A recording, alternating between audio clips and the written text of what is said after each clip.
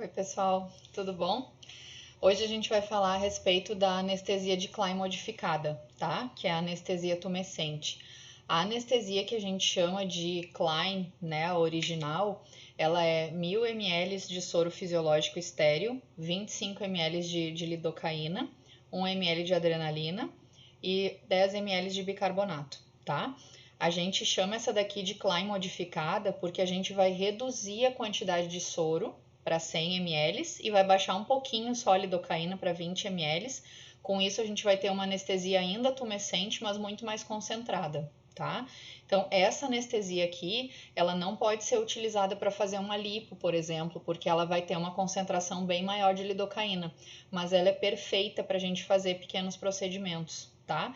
Então, isso aqui é um ganchinho, assim, que eu queria que vocês tentassem acostumar a ter no consultório para vários procedimentos. A gente sabe que a lidocaína pura ela arde muito quando a gente coloca na pele, né? Quando a gente vai fazer aquele, mesmo que seja aquele pontinho ali para fazer um pertuito, né? Alguma coisa, ela arde bastante. Então, se vocês fizerem muito procedimento no consultório ou se não fizer diferença para vocês esse custo extra, vale muito a pena investir nisso para o paciente, tá?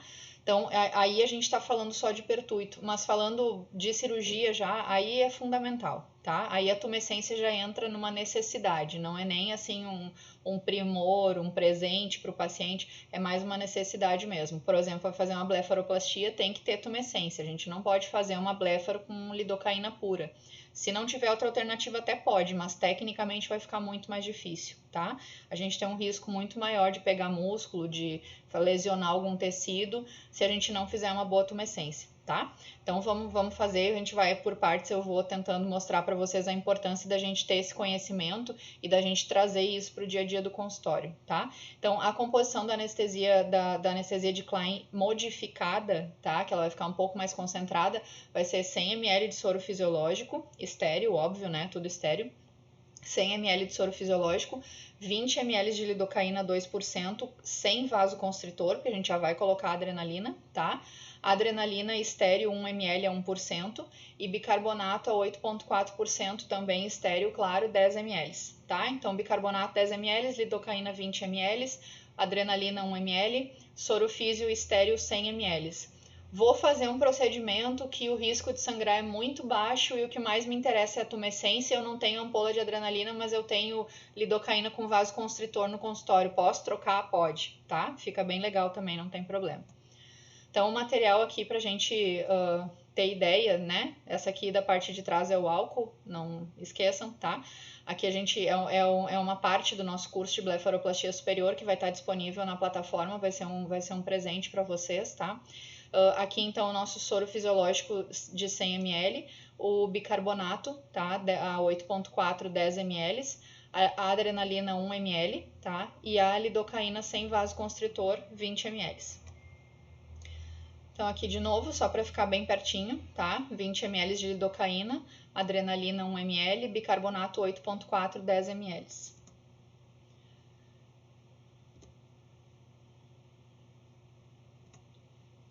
Eu achei que o meu vídeo ia rodar, mas estou enganada. Deixa eu ver uma coisa aqui, se eu desativar a minha caneta. Ah, mas eu não vou conseguir. Eu queria rodar esse videozinho aqui para vocês, pra gente conseguir mostrar a preparação, tá? Mas infelizmente quando eu coloco no PowerPoint aqui na gravação eu não consigo clicar em cima para mostrar o vídeo, tá?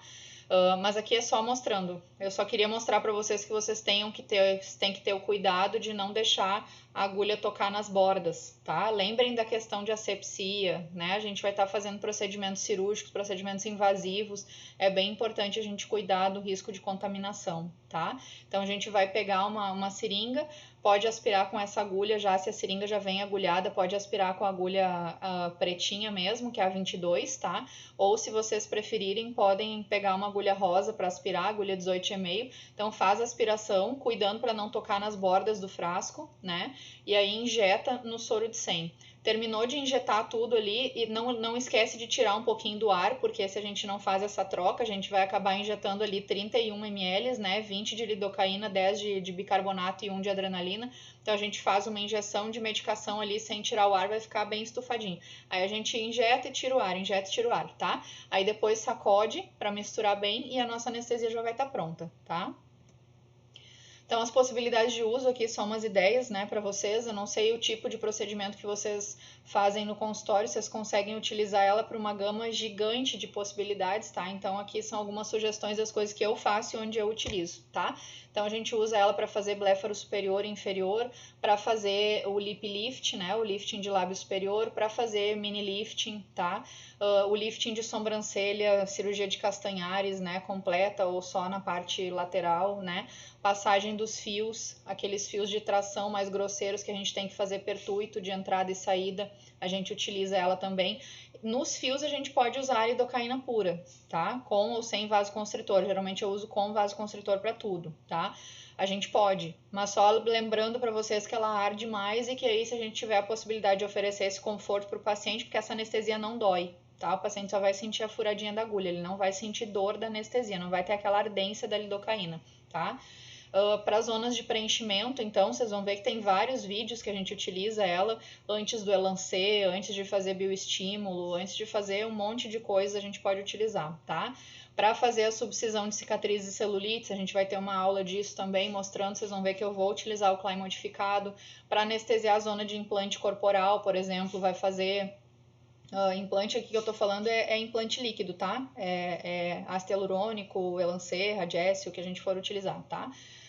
Para fazer glúteo, por exemplo, vai fazer um bioestímulo no glúteo, ou vai fazer um preenchimento mesmo, né? Aquela questão da gente tratar mais o quadrante lateral externo, serve muito bem para isso, para anestesiar, para o paciente não sentir. Para quem faz PMMA, geralmente o pessoal que faz aumento de glúteo com PMMA faz anestesia antes com Klein modificado, tá? Pode ser Klein também, mas geralmente usa Klein modificado porque usa uma quantidade bem menor com uma anestesia mais efetiva, tá?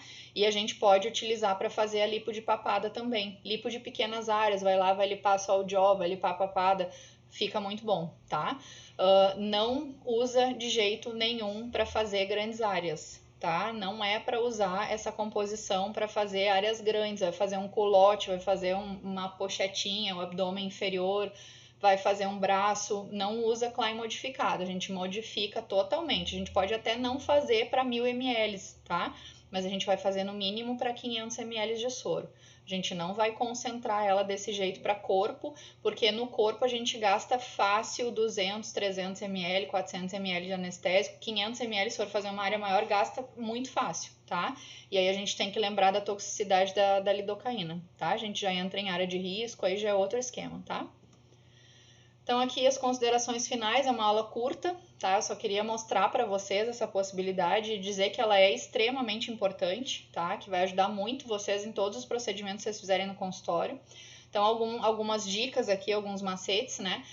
Se a gente for utilizar a mesma anestesia, né? Se a gente vai atender vários pacientes naquele dia, aí um paciente é fio, o outro vai fazer uma blefaro, o outro vai fazer um lifting de lábio superior, o outro vai tirar uns sinaizinhos, ela pode ser utilizada para isso, tá? Para fazer cirurgia cornocutâneo, sinais, o cisto, o que vocês quiserem para fazer anestesia, tá? De qualquer sinal de pele, qualquer tumor, qualquer coisa a gente pode utilizar, tá? Então, se a gente tem um dia só de cirurgia, que nem eu faço lá no consultório, só tem um dia que eu faço só procedimento cirúrgico.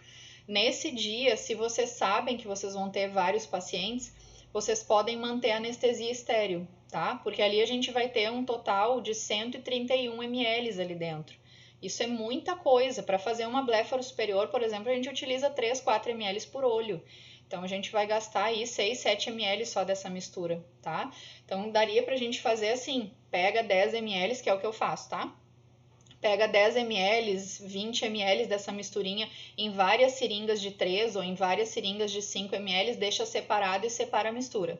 Opera aquele paciente, o próximo paciente pega, mas sempre usa antes, aspira antes, separa o que tu vai colocar, o que tu vai precisar para tua cirurgia e guarda aquela mistura da anestesia, tá? Para fazer a próxima cirurgia.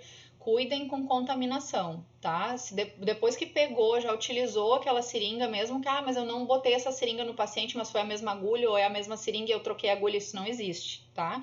A gente utilizou aquilo ali de alguma maneira no mesmo paciente, tá contaminado, coloca fora, faz outra, tá? Então tem que ter esse cuidado. Depois que a gente vai fazendo as cirurgias, principalmente cirurgia pequena, a gente vai já sabendo o que a gente vai gastar de anestesia, então a gente já separa. Por mais que a gente separe a mais, que a gente vá ter que descartar aquele resto, a gente vai ter uma grande quantidade guardada ainda. Ainda é melhor fazer isso, tá? Então, se vocês tiverem vários, vocês podem usar a mesma anestesia, desde que cuidem bastante na questão da asepsia, tá? E do risco de contaminação. Uma coisa bem importante, às vezes a gente usa, por exemplo, faz a anestesia na primeira hora da manhã e tem uma cirurgia no final da tarde, tá? A gente pode usar a mesma, se a gente cuidar da contaminação. Só naquele dia, tá, pessoal? Não fiquem guardando, tá? Guardar nem pensar. A adrenalina perde o efeito, risco de contaminação, tá? Mas assim, a gente tá usando no mesmo dia, por exemplo. Algumas horas depois, vocês vão ver que ela vai começar a ficar meio rosada, a mistura.